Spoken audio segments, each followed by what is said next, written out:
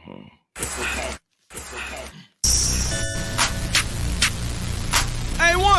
A1. Yeah. Truly. Cooler and I'm flyer too. Jam. Cooler and I'm flyer too. Yo. Welcome back to A1 Forever Sports, man. Be generational because it's always time to be. And don't you settle for less because you always can have more with the vision. And with that in mind, I have my man T Will with me today. We're going to have some Braves talk, but we also have a special guest today joining us. And it's a beautiful thing, just networking, doing different things out here. And we have found an author to come on today, strictly from Decatur, Georgia. And also he's a reporter, editor, award-winning photographer, and author of 715 at 50, a book all about hammering Hank Aaron. I'm talking about Mr. Randy Cox. How you doing, sir? Welcome to the show. Uh-oh, he's not frozen, is he? Mr. Cox, can you hear me? We were just on, man, StreamYard and doing StreamYard stuff. We were literally just on with each other. Okay. He might have to drop in and come back. Let me see what we can do here. He might have to drop in and come back. Okay, let me remove him one time. Oh, let me see that. That sucks. We may have to. Hey, man, one thing about it, the reason why we even started this late is because, Mother Nature gonna do what she wanted me. I know I had lost some power, and right now I know everything is probably all wonky with the Wi-Fi and everything right now, and it's still like high winds in Georgia. So I'm hoping that he can just back out and come right back in here. But in the meantime, while we're waiting for him to pop back in, man, like I said, this is Mr. Randy Cox, author of 715 at 50. And he basically, man, this guy is a man who was there the night, saying Hank Aaron hit home run 715, and we're definitely going to get his thoughts. And just basically, he's going to walk us through that experience. And shoot, man, we're going to have some Hammer and Hank talk. We're going to have some Braves talk. They should be playing tonight. It looks like all things are a go for tonight around 7:20 for when the Braves take on the Royals. And Max Fried will be on the mound tonight. So Maximus. We gotta have it. What your thoughts about what your thoughts about that, Terry? Wow, man. What a weekend, right? What a weekend. What a whirlwind week, right? So right. We got the Braves that were supposed to be playing the Mets, and now it's put on hold, and now we got the Royals who are also trying to get into the playoffs. And we're playing them, and it's kill or be killed. And then we got the Bulldogs who are facing the hated Alabama Crimson Tide. And then we got the Falcons facing the Saints. So it's been a different kind of hate week as far as the Braves are concerned. Right. What an environment, man. This is playoff baseball. I think we got Mr. Cox here back. Let me see. We're just going to try it again. That's good. See if we can try it again. All right, Mr. Cox, are you there? How you doing, Mr. Cox? I think you're muted. Yeah, you're muted. I think you're muted, Mr. Cox. I think you're muted. We can't hear you. See if I stop my camera. Okay, can you hear me now? There we go. Yeah, we can hear you. We can hear you. All right. Okay. Sorry about that. Oh no, it's all right. It's all right. No problem at all. I want you, sir, please, by all means, to our viewers. And just let them know a little bit more about your background, like who you are. I already told them like you're strictly from Decatur, Georgia, right. So you're A-town bred as well. I know you used to be a reporter, editor, award-winning photographer. Just, you've had some fun experience. So just please, just by all means, the floor is yours. Let everyone know exactly about Mr. Randy Lewis Cox. Well, thank you, Chris. I appreciate that. I have been a Braves fan for a long time. Since 1957 was when I was a Cub Scout, and I was watching Hank Aaron and Eddie Matthews playing in the World Series for the Milwaukee Braves against New York Yankees. And we were having a Cub Scout meeting one afternoon, and the World Series came on, and we watched it on our little black and white TV. And years later, in fact, about 2 years ago, I found out that Hank Aaron was an Eagle Scout. Is that right? Okay. Mr. Cox, are you there? I think you're frozen. Man, I swear it's just Oh, it's tough StreamYard. today, man. It's tough today, StreamYard, man. what are we doing, StreamYard? What are we doing? Mr. Cox, are you there? My experience with Henry Aaron. And the next time, personally, I got to see him in 1971 when he hit his 600th home run. I was at school, Georgia State, and Georgia State, for a journalism assignment, I chose to go see the Atlanta Braves. And Henry Aaron hit his 600th. I got to actually talk to him, and yeah, he said I asked him if he was thinking about 715, and that night he said, "No, I'm just hitting one home run at a time. That's a long way off." So it turned out to be only 3 years later, and I was able to be there at the 715th game in Atlanta, April 8th. And I tell everybody I was lucky to be there because you choose that game. If he hits it, that's great. If he doesn't hit it, you may not be there the next day. Right. Henry Aaron was unnaturally efficient. I mean, he was ready to go that year. He'd had to wait all of the offseason in 73, getting ready to tie the record in 74 at Cincinnati, and which he did on that first game. And they wanted to hold him out, but Bowie Kuhn said, "No, you got to play one more game." So they did. He did not get a hit, and that set up the Monday night game where he did break Babe Ruth's record that night. And man, it was one exciting night. It was cold. Yes, please walk us through that night. And also the thoughts going through your mind when you found out that he pretty much was calling his own shot, saying, "I'm gonna go ahead and get it over with." You know, he really did call his own shots because in batting practice, his best friends were Dusty Baker and Ralph Garr. And when he was taking batting practice, he told them, he said, "Guys, I'm gonna break the record tonight." So he did it very quietly. And then the first time he got up to first time he swung, which was in his second at bat, he hit it over.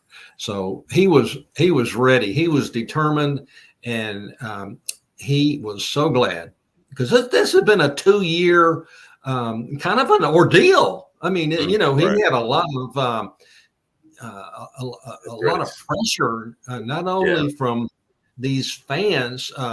It was a small minority of fans that put in hate mail, but he had a lot of pressure from the news media, especially the news media in up in the northern part of the country, to get this thing done. But he did it with flying colors, and everybody was just absolutely ecstatic. And I took a lot of pictures that night.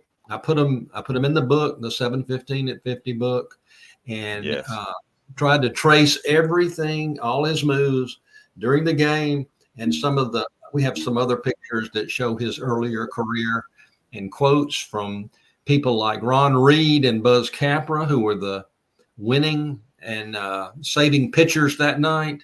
And also Mr. Bob Hope, who was publicity director. He's the one that planned all these games for the Braves. And he had a lot of inside stories, which I hope people will read the book, buy the book and read it, and enjoy some of the behind the scenes things that went on that night. It was crazy. It was absolutely crazy. I've never been in a situation like that, but everything turned out so well. And Hank went on to play 2 more years after that last year at the Braves. He played with the Brewers. And of course, as everybody knows, he ended up with 755 home runs. And we still consider him the home run king. He was great, and such a humanitarian. He helped bring up players in his player development days. He brought up Tom Glavine and Chipper Jones, and of course they were the instrumental in the '95 World Series. So he was a great for the Braves while he was playing and afterwards. He was just a great humanitarian. Didn't he hire Brian Snitker? I'm sorry. Didn't he hire Brian Snitker, Mr. Cox? I think he did. I want to say he gave Snit was it Snit or Mazzoni? It may have been Leo. It may have been Leo Mazzoni. Yeah, I want to say Leo it was Mazzoni, man. That was my guy. Mazzoni. Yeah, it may have been Leo Mazzoni. Can you talk us through so that 715? That's in 74. That's like never done before. That had to be all the talk, all the rave. Mm-hmm. That game had to be electric, right? So he comes up at the first at bat. He doesn't swing.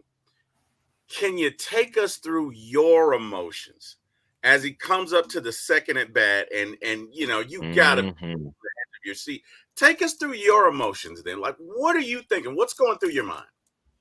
Well, when I was able to get photography classes for myself and my cousin, we were down right behind the Braves dugout on the first base side, and I was concentrating so much on the photographs because I didn't get the photographs. I just have myself to talk about it. So every time he got up to bat, every time he even looked like he was going to swing, I'd take his picture. Okay. And it didn't have to wait too long, but it was one of those things where you kind of zone out and you're just concentrating on your job. And but it was I just knew he was going to hit it, because if Downing had gotten him something anywhere close, he was going to get it. And what happened was on the first pitch, or the first time he swung on the second at bat, Downing threw him a nice fastball. It looked like it was going to be something he couldn't hit, but Downing got it just a little bit too close to the plate, and Aaron popped it out. And because and Atlanta Stadium is the launching pad. All the relief pitchers for the Braves were right behind that left field fence, and they knew somebody was going to catch it. And what I thought was so interesting, Tom House, he was really wanting to catch it and give it to Mr. Aaron, and he did. But Buzz Capra, who was the relief pitcher in that game, he was right next to Tom, and somebody started throwing ice or something at him, and he felt it, and he said, "Tom, switch places." So they switched places, and Tom was right in the spot where he hit the ball over and caught it, and then he ran straight to the dugout and gave it to Henry Aaron, because there had been some problems when he hit the 714th home run in Cincinnati. Mm-hmm. A security guard had gotten it, and one of the groundskeepers had come up and got it from him and took it to the umpire. Anyway, Hank Aaron eventually got it, but Tom wanted to be sure that he gave it right to Aaron. Sammy Davis Jr. was right there, and he offered to pay $25,000 for the ball, and Hank's no. So that ball is in the Hank Aaron exhibit kind of history right now, and when that exhibit is over next July, it'll be going back to the Baseball Hall of Fame along with the bat that he used, and it'll be put in the Chasing the Dream exhibit. You know, they got that there with a Hank Aaron statue. Right. Hank Aaron and Babe Ruth are the only two ball players Only two. that have their own exhibit in the Baseball Hall of Fame. And yeah. So when I ask you in a week, T. Will, when I ask you that question in a week, T. Sure. Will, you know, for a pop quiz, you know, you got to make sure you know this now. I'm gonna be quizzing T. Will, Mr. Cox. I'm gonna be quizzing him. I'm just gonna reach back out to Mr. Cox and get a refresher. I'll be ready for it. So. No cheating. Well, here's the cover. I love it. I love it. Yeah, we've got all kinds of pictures in here. All kinds of pictures. No, seriously, some beautiful pictures. You did some wonderful photography work. I love it. It's wonderful photography work. I have a question for you though, Mr. Cox. Can you just illustrate the aura and just the personality of who Bob Hope really was?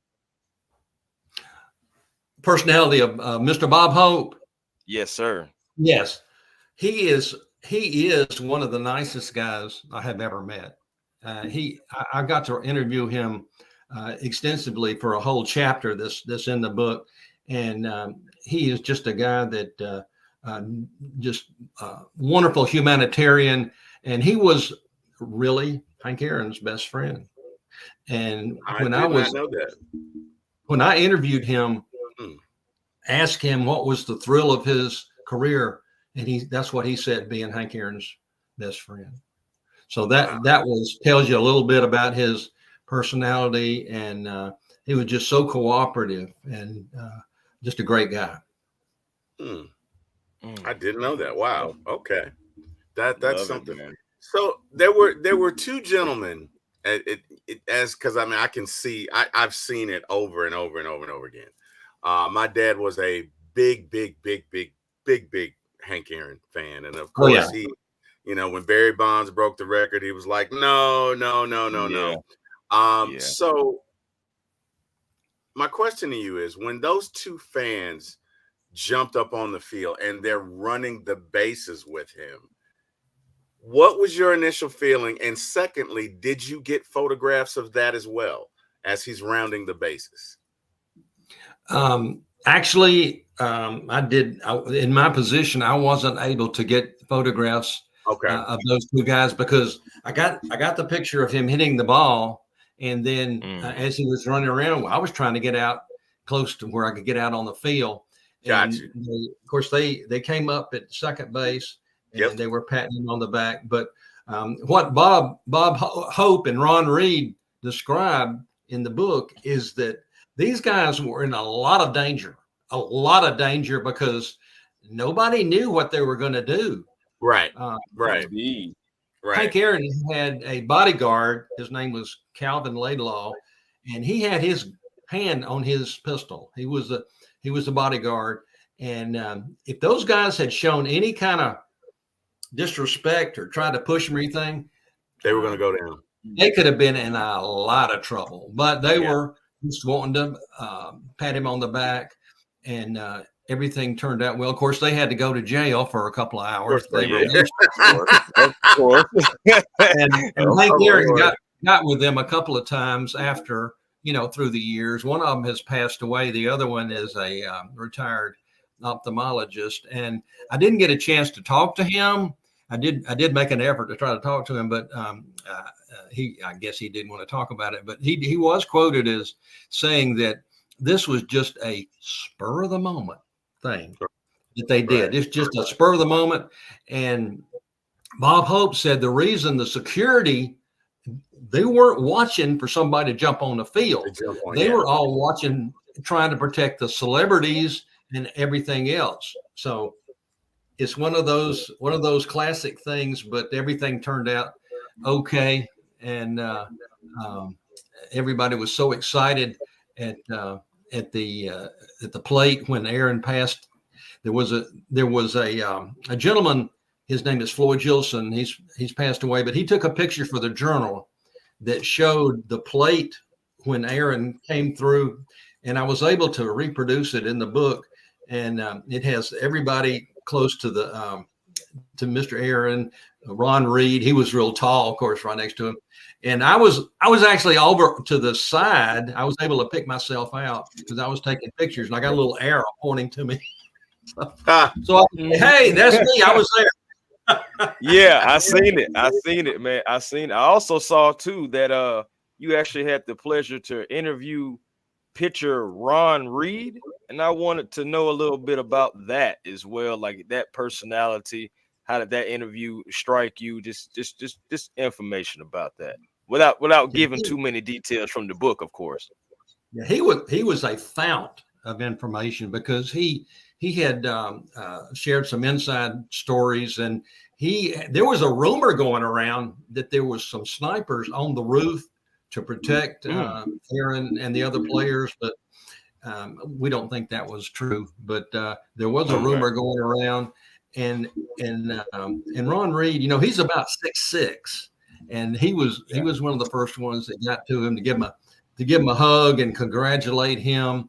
And he was so excited because after the game, since Capra saved the game for him, he'll go. He lives in Lilburn. He lives in Lilburn, Georgia, right near me. And when people say, "Were you in that game?" he said, "Yeah, I was the winning pitcher." And he was so excited about that. And they got to go back for the 50th anniversary this year, and with Billy Aaron and the Aaron family, and they had a great 50th anniversary and celebrated the great feat. It's just so bad that Hank Aaron couldn't be here, but he was there in spirit, and people loved him. They really did love him, and he'll be remembered for a long, long time. I think it's interesting that this happened to Hank Aaron because it could not have happened to a better person. From every account, from everyone that I've spoken to, from all of the research that I've done, very humble man, very kind man, very patient man, very loyal man. Exactly. It's interesting. Even the year that he passed, and there's no way you can't tell me that Hank wasn't looking out for us. Even the year that he passed, which is 2021, which is the same year we won the World Series. We won 44 games in the first half and 44 games in the second half. In the second half. That's We and there was one other stat because Don Simpson referenced it. I think it was home runs or whatever. And Don was like, but Freddie messed it up. So not Don Simpson. Oh gosh, Don, what's the other announcer? He's been with us for years. Does radio now. Anyway, he referenced it being a tie back to Hank Aaron's home run or something like that. But my point is, he is inexorably linked to the Braves. And even from beyond, I still feel like Hank was pulling for us. I just think that was a great year, tremendous man. My question for you is, there was another gentleman who played in the Japanese league, Mr. Sadahara O, who is credited for hitting, I believe, 868 or something home runs. Did he and Hank ever get a chance to meet? They did. I think it was a couple of years after Hank had retired. He went over to Japan, and they hit some home runs. I forgot exactly if they had a little contest. I think they both did pretty well because they were still, maybe in their 40s. I think Hank was 41 or 42 when he retired. But he did get to meet him, and they were very good. They became very good friends, and were able to swap a lot of cool stories, I'm sure, because Hank had a ton of stories that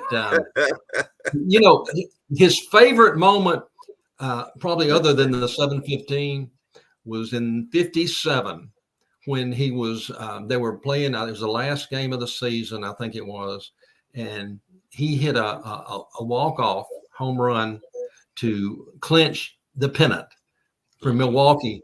And in his mind, he was probably thinking about the 1951 shot heard around the world, Bobby Thompson with the Giants. The Giants win the pennant.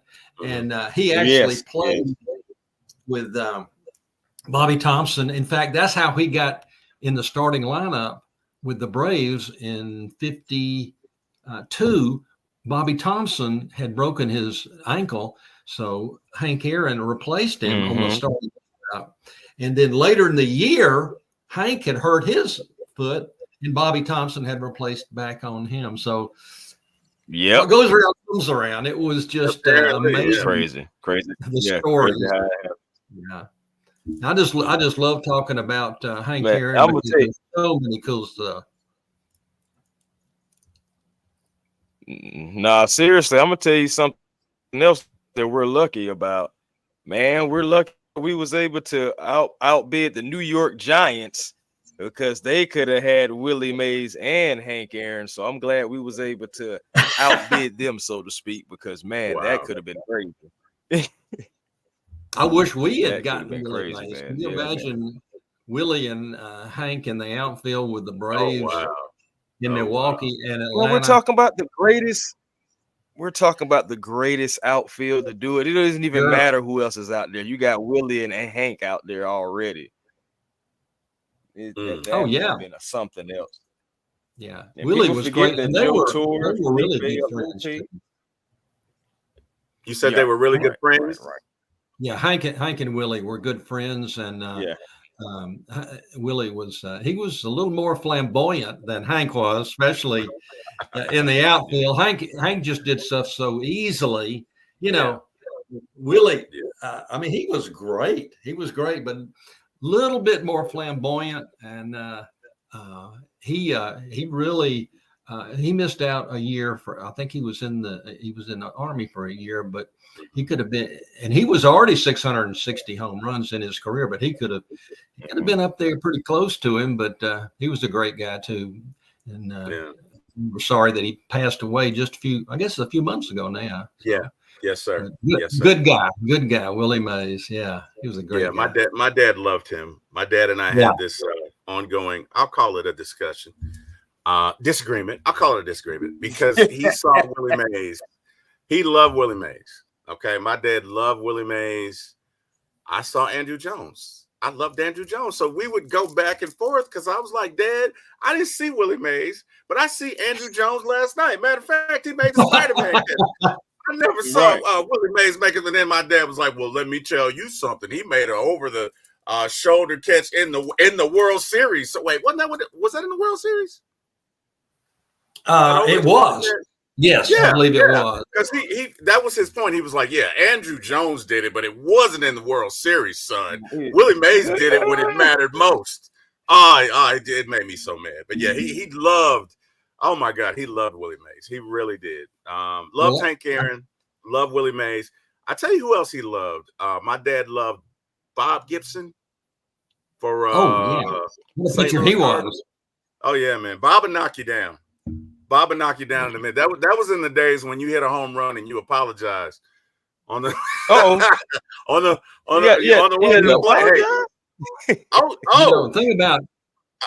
Think about Bob Gibson. Hank Aaron had done okay. He'd done okay with Gibson, but there were some times that Gibson could get him out, and Hank was very apprehensive about hitting against Gibson, but he could get a run here and there, but other times he got stymied by Gibson. Hey, Gibson was the truth. I wanted to tell you a quick story about Willie. I was telling you the night that Henry Aaron hit his 600th home run, they were playing the Giants. And in fact, Ron Reed was pitching that night. And it was a tied game, and they went into the last part of I think it was the top of the ninth. And Willie Mays got a hit. He got an RBI, and that won the game for San Francisco. So Aaron, again, he was happy he hit his 600th, but he was a little bit down because they lost the game. He was lost the game. And for 7-15, he in the press conference he said, I was glad to hit 7-15, but I was even more glad that we won the game, that we beat the Dodgers 7-4. So he was a team man. He was a team man, but the players loved him. All the players loved him, and he was just a great guy. I was just happy that I got to meet him those 2 times, and I always cherish those memories. I got to shake his hand and everything, so it was nice. It was real nice. Man, Good guy. That's beautiful times. Yeah. I'm trying to figure out, were you able to sleep after 7:15? Like just that night, all the excitement and everything. I know you probably still had things you had to do and everything. Well, but could you sleep that night? I was okay. I was in a I was at a newspaper 90 miles away from the stadium. I was in Lynette, Alabama. So we drove back. We got back about 1 or 2 in the morning, and I had to, of course, get all the pictures together and the stories. I probably got about 2 hours sleep that night, and then got up early because we wanted to be sure to get the best picture on the front page, which was the home run. Then not a lot of papers in Alabama sent photographers. They relied on they relied on the wire services. So I was one of the few sports editors in Alabama to come to the game, and the next day, the Tuesday paper, to put them in the paper. And that was kind of a feather in our cap. That was a strategic move. A little bit of bragging rights for a while, anyway. Well, no, for sure. Because you was taking that extra step that others weren't taking. You know, not everybody's wants to get up and do the work. And sir, you got up and did the work day in and day out. And look now, you have a wonderful book. You have wonderful memories with one of the greatest, if not the greatest, to ever do it. So it's just I salute to you. Yeah. Hey, Chris, can you put the book info in the chat so our fans can see it and know where to purchase it? Yeah, it's on Amazon, and also it's being published by Summer Game Books, where you can get free shipping. And we have enjoyed meeting a lot of the fans at Truist Park, and we also took a tour the Midwest this summer and went to some other baseballism stores and met some Cardinals fans and Milwaukee, and talked to them about the book, and enjoyed being in the other parks. And this is something that a lot of people can definitely relate to with their even if they weren't there, their mother or father might have been there, or their cousin, or somebody told them about it. So it's a story that I think every baseball player will enjoy, and I certainly enjoyed putting it together, and appreciate all the fans that have been out there and have bought the book. And I appreciate y'all having me on and letting me ramble on, because I can talk about Hank Aaron about all day. We're here for it. No, hey, we appreciate you being here. We're here for it. I have a question for you. I know that I myself, guys, growing up watched a lot of Braves. But I watched a lot of Skip Carey, and I love Skip Carey. I love Donnie Simpson. I love the professor. I can't think of his name, but Pete Van Wieren. Yeah, Pete Van Wieren. Yeah, when they passed, it really hurt me, because that's a part of your childhood that you can't. I don't know if I can explain it, but it's really like losing a family member. When Skip passed, right. I'm not gonna lie, Mr. I cried real tears like that hurt me, and I would have to imagine that it probably had to be that way for you when Mr. Aaron passed. Can you kind of talk through what that was like for you? Oh, it really was. And when I heard the news, I had called the original the Valley Times News, which is the paper I was working for 50 years ago and was sports editor. And I asked them, would it be possible if I could write a little eulogy?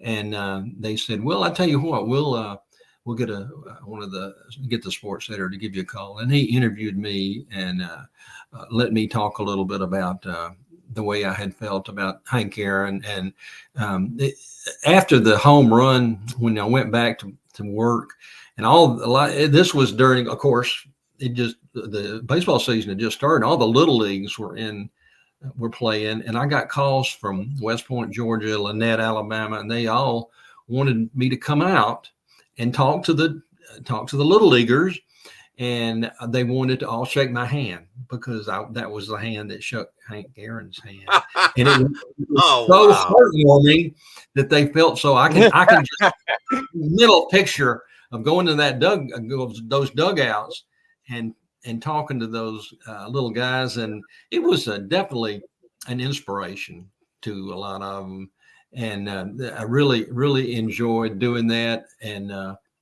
I didn't get to see him again after the 7th to 15th, but some of my friends did, and one of them even got me an autograph that I always keep, and it's actually in the book too. So, but it's been an experience, and well, I tell you, it was just a wonderful feeling, and positive all the way for me. Really good feeling. I bet it was. Again, Hank is a rarity in that in most cases, when you see something, they say the deed described the man. In other words, this guy did this, but what he did was bigger. But if you know anything about Hank, you'd know the man described the deed. He took everything in stride. The adversity that he faced coming up to that home run, the hate, the media, a lot of folks, it might have taken them out of their character, but it did not do it for him. Yeah. And again, I just, it's like you're taking me back, because I've been a Braves fan for 45 years. You've been one for probably 60 or something. But I mean, it's just, Mr. Cox, just hearing that it's from someone who clearly loves the Braves, right? I'm feeling some kind of way about that, because I just, I just remember everything that I know about Hank is that from start to finish, he was always positive, always willing to listen. There's so many players that credit him. Dusty Baker, you referenced, went on to be a great manager, has openly said, I wouldn't be here if it wasn't for Hank. I would not be here if it wasn't for Hank. That's right. I think Brian Snitker, if Hank didn't hire him, he reported to him, and Hank was really there for him in the beginning. Well, he was there for him the entire time, but really kind of mentored him and showed him the way in the beginning of his career. So in a lot of ways, Hank Aaron is still giving back to the Braves. I don't know that there's another figure. Yeah. I don't know that there's another figure. Mm-hmm. Go ahead. Just think of all the many people that he's affected through his years. Even, back in the 50s and 60s, he was a role model, and on through the years where he helped the players out. He was a role model for the players and some of the other folks in baseball. So he affected a lot of folks, and there's very few people that have affected that many. She definitely affected Joe Torre and Felipe Alou. Yep. Yeah, he was definitely a great role model. I got a question, man. Let's talk about. Yeah. Right. You cut out. You cut out, Chris. Go ahead. Oh, okay. I'm sorry. Go ahead. Okay. All right. Just want to make sure we, No, we're fine. I was just going to ask you, how do you feel about the current Atlanta Braves and the state that they're in right now? Oh man. Well, I'm optimistic. I'm a little optimistic, but we back. Yeah, there's so many factors that the injuries and the weather, and I mean it's one of those mountains that you're trying to climb. But I'm hoping that things will work out this weekend. I know they've got to play the Royals, and then Monday was the Mets. So we just got to hope that they bring everything into the game, pitching and everything. And but we're we're not in as bad a shape as we could have been because with all those injuries, we could just about be in last place. But Brian's trying to get everything together, and we'll just be in there rooting for him starting tonight, right? Yes, sir. Oh, definitely gonna be rooting for him tonight. I've never seen a team have so many injuries in a season and still have the opportunity to still make the playoffs. I've been watching sports for a long time. Both of you gentlemen have been watching sports longer than me. So it's just like I've never seen it. I've never seen a team be decimated with so many significant key injuries and still have the ability to still possibly make the playoffs. This Braves team make this playoffs. That's another reason why they're so dangerous, because they're really not supposed to be there. Mm-hmm. Well, it is. I've never seen anything like it, but I think the way things are set up now, with the general manager, Alex Anthopoulos, is really, really good at trying to get folks, like some of the free agents. I guess years ago, if you had, back in the 60s or 70s, if you had a star that was knocked out, you just had to put in anybody that you had on the bench. You weren't able to do that because they didn't have the free agency, but they got stuff now where some players have maybe been off for a year and really on any team, or they're on the, let's say they might be on the minor league team. I know Braves have gotten a couple of guys, so it's a little easier to do that, but still you've got to find the right ones. And they brought in Laureano and Merrifield. Of course, he got hurt too, and isn't that something? Unreal the way things are happening. He got hurt the night we signed him. He got hurt. He twice up for practice, and then he got hurt. He got hurt in practice for the game. It's crazy. Then he gets hit in the head, right, and he's out with that. Right. Then he comes back and takes a foul ball off his foot. That's 3 times. Like that that's basically one off his our foot. Season. That's crazy, man. That's I don't mean to laugh at him, but that is, it's ironic that happened. It's one of those things. I always talk about Murphy's Law. Whatever wrong can happen will happen. And will happen. Yeah. If the Braves were able to come up and win the World Series this year, I'd say it would be tantamount to the 1991 or 95 Miracle Braves, because they've had so many problems, but you do what you got to do, Yeah. And we'll see how they do. There'll be an interesting weekend, Yeah. Well, you got to. Mr. Cox, some would say we did win. I mean, clearly Herbeck threw Ron Gant off that base in 91. I know you remember that. I know you remember the first baseman throwing Ron Gant in 91 off first base. Remember that? Well, Sid Bream. No. The Twins first baseman throwing the Twins. Off first base. You remember that? Yeah. Yeah, because he threw him off the base. I was at the 5th game that we won. Okay. That we went back to Minnesota, but I wasn't too thrilled about that. No. It's crazy. It's crazy. We should have won that. We should have won that. Yeah, in fact, watching the game. You can watch the game on YouTube now. I don't even like it. Yeah, some papers that I had saved and I was going to read up, because that's been about 35 years ago. Yeah, yes, sir. Yes, sir. Yeah, it's been a while. I remember it like it was yesterday. And baseball truly is a game of inches. If Lonnie Smith does not get deked going to second base, we win that World Series. But I mean, what was his Knobloch? I think was it, and he deked him. Meaning he acted like he was going to catch the ball, and it just caused him to slow up a little bit where he couldn't score. So it's crazy, man. But yeah, we should have won that one in 91. We got it in 95. We should have who is it? Wohlers. Right. You shouldn't have thrown that split finger. Had a couple of in the early 2000s. No, well, Yeah. to be it's honest a with game you, of Oh inches. that 96 hurt. yeah, 96 hurt. that because I we're went up 2-0. You were at that game?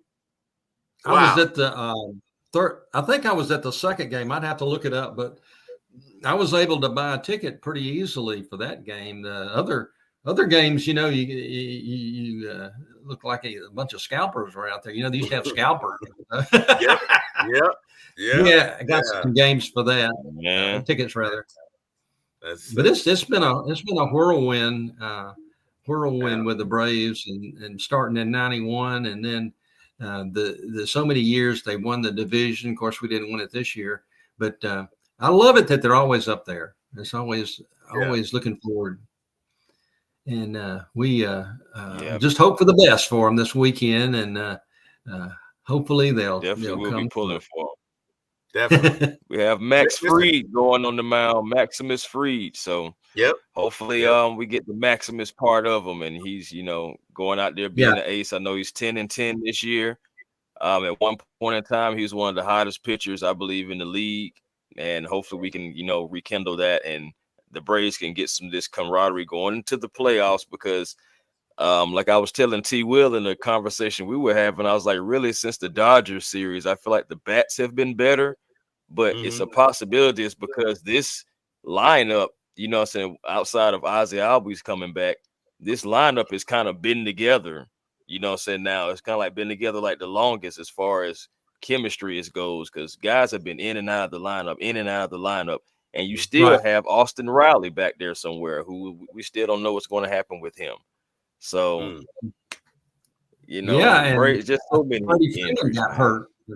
I think I saw where he got hurt yesterday, so I'm not sure about his status either. Wait, who? Freddie Freeman. Freddie Freeman got hurt. Freeman. Mm-hmm. I thought it was one of our other Braves. I was like, God, no, please don't. No, not another one. Okay. Okay. We don't need any more injuries. Yeah, you scared me, Mr. Cox. You scared me. Mr. Cox, I would be remiss if I didn't ask you this. Now, I know what your number one is. It's obviously Hank Aaron's home run, 715. But other than that, give me your top two favorite moments as a Braves fan. Well, I got to tell you the early moment was when Hank Aaron hit the home run in '57 that won the pennant. Okay. That was his Bobby Thompson moment. Okay. And the other time was when my dad and I went to the first exhibition game before the Braves moved from Milwaukee. The Atlanta Crackers played in the Atlanta Fulton County Stadium in '65. The Braves came down and played an exhibition game, I believe, against St. Louis. And Hank Aaron hit a home run. Then, of course, it was just an exhibition game, but we were so excited that these folks were coming down. But then we had to wait a year because of that litigation in Milwaukee. They kept him up there a year. Right. But when he came down and this was the first early days of the launching pad in Fulton County Stadium, and Atlanta had got their first major league team before the Falcons and the Hawks. So that was so incredibly exciting that we had a major league team. The only thing about it was the Braves were not very good from 66 to 91. In fact, Bob Hope wrote a book called We Could Have Lost Without You. And it I like it. Season, I love it. 25 years of the Braves until they started back, But then we had except for 82. They won in 82. They made the playoffs. Now I remember that. But outside of that, you're right. They were, you couldn't give away Braves tickets back in the day. So, In fact, in 73, dang, you was trying to, get up to 715. There was maybe 2,000 or 3,000 people in the stand. That's all that they had.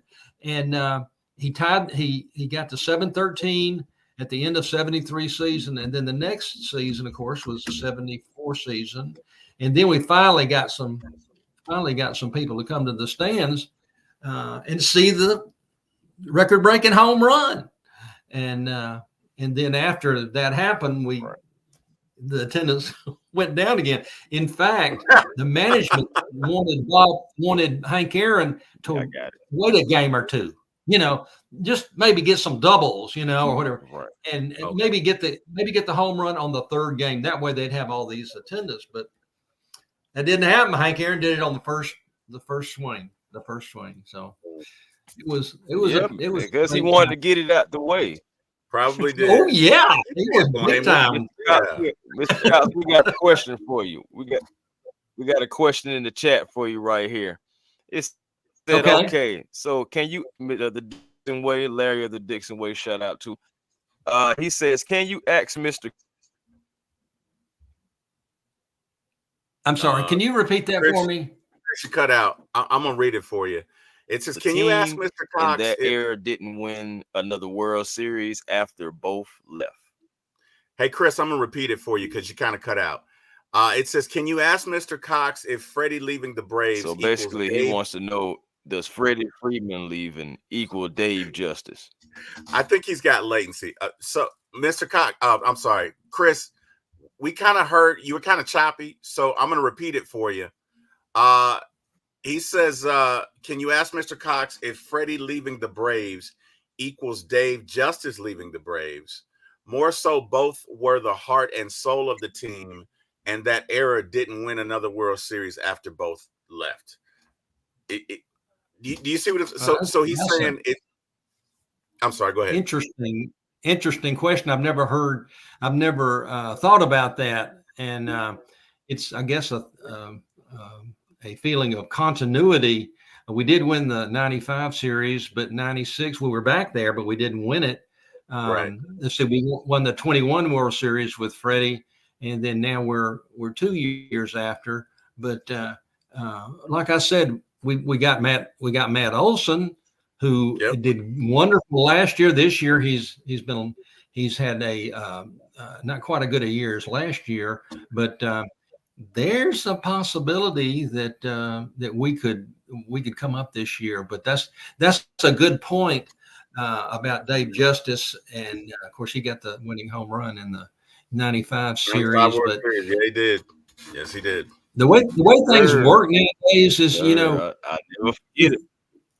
If you win a World Series, sometimes you might get traded. A player might get traded the next year. Hank Aaron hit his 715th, and he got traded the next year. But of course, he was 39 years old. Yeah. So but, that's a good question, though. It was different. It was a difference. Yeah. I think Dave Justice got traded for Kenny Lofton. I know it was Dave Justice and Marquise Grissom who got traded for Kenny Lofton and a pitcher I can never remember. And I don't think Kenny fit in because he was here for one season and then they traded him. So he was out of here. Yeah. So we never know how things are going. I think Freddie turned out that he wanted to kind of go home too with LA. That was his home, and he's done well over there. And I hope if we get in the playoffs and we play them, I certainly hope we're able to beat them, but it's going to be tough. Mr. Cox, I think if let me be honest. Our team has the best ERA in the league. So if we make the playoffs, all bets are up. Like I'll take us up. There's no one out there that I'm afraid of. Even the Phillies, if we make the playoffs, we have the horses to go up against them. I'm not worried about that. I'm not worried about that at all. Chris, I did have one for you because I think it's important as fans that we capture this. Chris, what are your top 5 or top 4 moments as a Braves fan that you can remember? Well, I'm definitely going to go for I would say the 715. 715's got to be the top. Yeah. The 600 was one for me. The one with Sid Bream sliding in home plate. Everybody's going to remember that for the Yes, 91. yes, yes, Oh, yes, man. yes. Slid. Yeah. Braves win, Braves win, Thank Braves you. win, I Braves seen win. it. Yes, Yeah. yes, Yeah. yes. And Yes. and then it was so Yeah. funny. The 95 Yeah. World Series, I was working at the Department of Agriculture downtown, and Yep. I had walked down to the stadium to get seats, to get tickets, and the big line, of course. That's where they had the stuff on the line. So I got up there, and they had sold out everything but the 7th game of the World Series, which would have been played in Atlanta. The only problem is we played Cleveland and we beat them in 6 games. Mhm. So that was a disappointment, but I was just glad that they won in the 6th game, because that was we had waited so long. Yes, we had did. waited Yes, since we did. 91 when we were in the series, and Yep. even then since 66. So Yeah. that Yeah. that 6th game was great, and Yeah. the parade went right by where I was working. I got to see Glavine and all those people, So I guess still those are remember. I'm sorry. I still remember Skip Carey's call, Mr. Cox, when he goes, Grissom on the run. Yes, Oh. yes. The Atlanta Braves are giving you a championship. I will never forget that as long as I live. I will never forget those words. Because to your point, it had been so long. We lost in 91. We got creamed in 92, Man. the strike in 94. And in 95, when it happened, again, Yeah. I cried real tears. It was a release for some folks. I mean, I've never seen anything like it, right? I will never forget where I was when it happened. And I'm thankful I got a chance to experience it. For me, my top 4 moments, obviously, well, I'll do 5. Obviously, Hank Aaron, number 1, 7-15. The 92, like you said, Sid Bream, because I watched that game against the Pirates, and it was such a struggle. Everybody was just going nuts. Such a struggle, right? And when was it Frankie Cabrera? I think it was Francisco Cabrera hit that ball, and Sid comes chugging home, and you can see him just giving it all, and he slides. I'm at a party, and the place we just go stupid. Like, you literally see 30 people jump up all at once. It was great. That's probably my number 2 moment. For me, number 3, there was a game maybe 12 years ago. We're playing the Reds. We're 10 runs down, right? We're 10 runs down, and we come back to beat them. And the thing I can't remember his name, short little second baseman, but he hit a home run. He doesn't realize that it goes over the fence. So he stops at first base like, oh, my God. And then they tell him, no, you got to run. You just hit a home run. It was hilarious. it was hilarious. It was classic, right? And then, right. And then, of course, the last one for me, the 2021 World Series, where the ball gets hit to Dansby, and Ozzy's supposed to be in second place. I don't know what Ozzy's doing. So Dansby looks at Osby. He's like, all right, I got to go to first. He throws it to first. And it's out, and like you just see everybody, I loved it, man. So those were my top 4. Oh yeah, those were definitely my top 4. Yeah, that was. I'll never forget that. I will never forget that. They have gotten so many great moments. Yes, if I had just to choose joy to the Atlanta Braves country, and my Braves country goes all United States. They're everywhere. You'll see them at the ballparks. They love the Braves. The 151 years that they've been in business, since Boston and Milwaukee, and now Atlanta. And we've managed to win 1 World Series in Boston, 1 in Milwaukee, and we've won 2 in Atlanta. And we're going to go for number 3 this year. Yep. And I hope we make it. Yep. I hope so. I mean, I got a good feeling if we can get in there, Mr. Cox. I got a good feeling if we can get there. That's a lot. I do too. Yeah, I had a great feeling. We'll be pulling for them, guys. We're gonna be the most dangerous team in the playoffs if we make it, because again, we're not supposed to be there. Yeah, we got some really good Braves fans, and they just look forward to the spring training. And in fact, we went down a couple of years ago, and people like to go down and watch them on spring training. You get to see some of the players develop and follow them through the years. The summer's a long 162 games, and then it gets down to the last weekend, and you don't even know if you're going to get in the playoffs. So it's a rough time, but we'll see how it goes. I hope they do great. Yes, sir. Yes, sir. Appreciate y'all having me and talking about the Braves. I love to talk about them. Yes, sir. Absolutely. Yes, sir, man. We're gonna have to definitely do this again, Mr. Cox. So thank you for taking time out of your day to, so your relaxing day to, have this talk with us. Come on and share your experiences, and definitely your experience with the Braves. You've been a Braves fan for quite some time, and I definitely have learned some things myself just by having this interview with you. So thank you again. Well, I appreciate you having me on the show, and love talking with you, and I'll be glad to talk to you anytime you want to give me a holler, okay? Yes, sir. Yes, sir. Absolutely. No problem at all. Thank you. We'll be glad to have you. Thank you so much, and enjoy the rest of your day. Okay. Thank you. Yes, sir. Yeah. Oh man, Yes, sir. That was great, man. Randy Lewis. I love it. I love it. That was my childhood. That was me and my dad watching the games, man. I mean, that was great, man. That was great. It took me back. That was great. Yeah. Definitely took me back. No, it really was. It really was. Again, I've learned so much, myself, and I'm glad, T. Will, I was able to have you on here, because I know that you're a big Braves fan, and you've been watching the Braves longer than me as well. So I definitely, feel like we had a nice mesh of different generation of Braves fans here, man. And it just was something nice to have for the Braves, for the Braves country and the Braves faithful. So, but we're about to get ready to get up out of here, though. What you got? I wish we could get Dixon Way on here. I wish we could, because let me tell you something. Dixon Way is just as passionate about it as we are. Every time we just always miss him, and I hate it. We gotta get Dixon Way on one of these shows, man, because I think it would be great. It's gonna happen. I know it's gonna happen. Dixon Way, if you out there, man, we be doing the shows, man.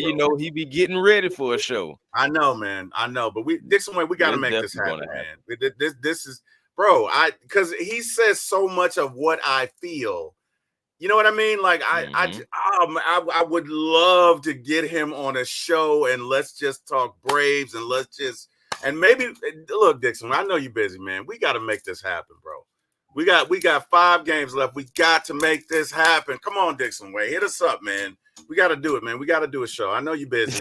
I know you do 12,000 sports. I know you cover everybody. Hey, man. Dixon Way, we got to make this happen, man. One of the hardest working families in show business. Bro, that is a hard working family. You're right. But, bro, the thing I love, he says what I think, right? Like, he says what I'm thinking so many times. And it just grieves me that it would be great to have him on the show. Like, I wish we could. So, Dixon Way, if you're out there, man, come on, man. Let's make this happen, dude. We gotta have at least before, we don't know if we're gonna make the playoffs. Hopefully, man, we're making the playoffs. I'm gonna say I'm saying it right now. And if I'm wrong, then so be it. I'll just eat crow. But I don't think I'm wrong. I think the Braves are gonna get into these playoffs. Everything has just gone wrong for them. They've been resilient all year long. We get into these playoffs, we're gonna start smacking heads between the washer and dryer. So I'm just ready to get it. I'm telling you, man, I have faith in my Braves now. I got faith in my Braves. It's just like because we're not supposed to be in this situation, and for us to be in this situation at this chance, we get into these playoffs, man, people get punched in the mouth. Bro, we gotta do it. We gotta do it. Come on, Braves. Come on, Braves. We need you. We need these 5 games, Braves. Let's go. Hey, another interesting thing, Chris. San Diego and Arizona play each other tonight, I believe. So San Diego can help us out. Now, the only thing about it is I think they are 3 behind Philly, right? Or 4 behind Philly. They're 3 behind No, they're 4 behind the Dodgers. They're 3 behind Philly. So if Philly loses tonight, it gives San Diego something to play for, which is the second best record and a bye game. If Philly loses tonight, then maybe they don't. I mean, I don't know, but I'm hoping that San Diego can take 2 of 3 or maybe even sweep the Diamondbacks, and then it's not an issue, right? But bro, this weekend, Chris, this weekend is going to be bananas, man. You know, because it's must-see TV every night. We got the Braves for 3. Right? We got the Braves and the Royals that are playing Friday, Saturday, Sunday. We got the Dogs that are playing tomorrow. They're playing the hated Alabama Crimson Tide. And then we got the Saints Falcons Sunday. And then on Monday, oh yeah, we get bonus baseball, and it could be like sudden death, dude. I mean, bro, all this excitement, I don't know what to do with myself, Chris. Like, I don't know, man. It's crazy. So I'm here for it, bro. Hey, man. I'm hoping we can pull it out, Chris. I'm nervous. I gotta be. I'm just strap in and get ready. Just strap in and we're gonna pull it off, man. We're gonna get ready for. Yeah, man. We're gonna get ready for this, man. And I believe, you know, the Royals, they're fighting for a playoff position too, so we gotta take them seriously. And we gotta I believe we gotta take care of business with the Royals. We gotta at least take 2 out of 3 at least. But I would like to sweep them and go into Monday with heavy momentum for whatever we may possibly have to face, and hopefully maybe somebody will do a job for us and it won't have to be so bad. But we'll see. We'll see what happens. But either way it goes, man. We need to get Pandemic to say that, because, you know, when he says something, it typically happens. So everything that you said, we need to get. We're gonna call him up after the show. We're gonna call him after the show. Don't worry. But E-Man, now get on camera and say this. We need you to do it, buddy. We need you to do it. Hey, because ever since he talked about Matt Olson, Pandemic, man. Definitely. Yeah. Shout out to him and Ray J, man. But yeah, no, Chris, I understand. You know, it's 2:07 and I know we got to go, man. So if you will allow me, I'd like to do my shout outs and then we can roll up out of here. So first off, shout out to everyone who joined us. Yes, sir. Shout out to everyone who joined us. Definitely Dixon Way. Definitely Debo Vibes. Definitely, I think, and Birdcage. So thank you guys for joining us, giving us some of your time today. Really appreciate it. Want to shout out to God. Would not be here without him. I am, of course, T. Will. I am a podcast analyst for One Time for the Fan. So you can reach, like, share, and subscribe on YouTube. I also have my own channel at For My ATL Sports 1 on YouTube. You can also feel free to like, share, and subscribe. And of course, I got to give all my teammates some credit. So, you know, Mr. Jack Spade, my mentor, Carrie, Bodie 3000, got to give them some love.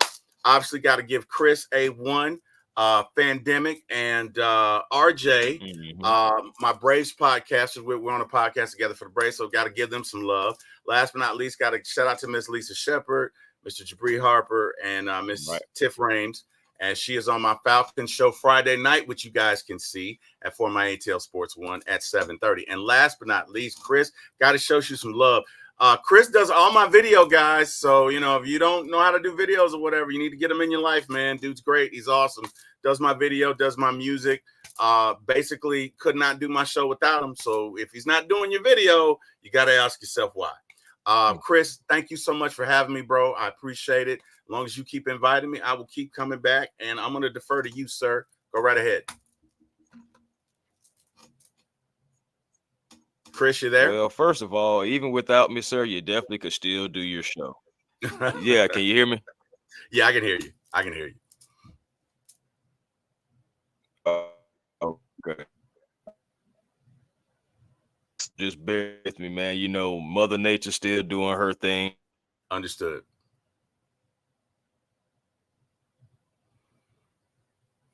We had over 49, close to 50 eyes on this today. For Mr. Randy Lewis at 50, all about our Hammer and Hank Aaron. And RIP to him and shout out to him because he changed so many lives. Yes, sir. Yes, he did. Chris, you're kind of cutting out. Damn you, StreamYard. Chris, you're Yeah, I cutting know out. it, man. Yeah, man. StreamYard. Yeah, StreamYard just doing this thing, man. My apologies. Damn you, StreamYard. Last thing I'm just going to say is thank you to everybody. Forever Sports is now across the 1,500 mark. And I just want to thank all my day ones and all my new supporters. We're going to keep on rolling this thing and continue growing this channel. Thank you so very much. And we're going to keep bringing you content.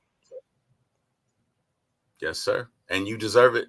You deserve it. You deserve everything, Chris. You're doing it. All good. Yep. But until then, peace and blessings to y'all. Go Braves. Let's go.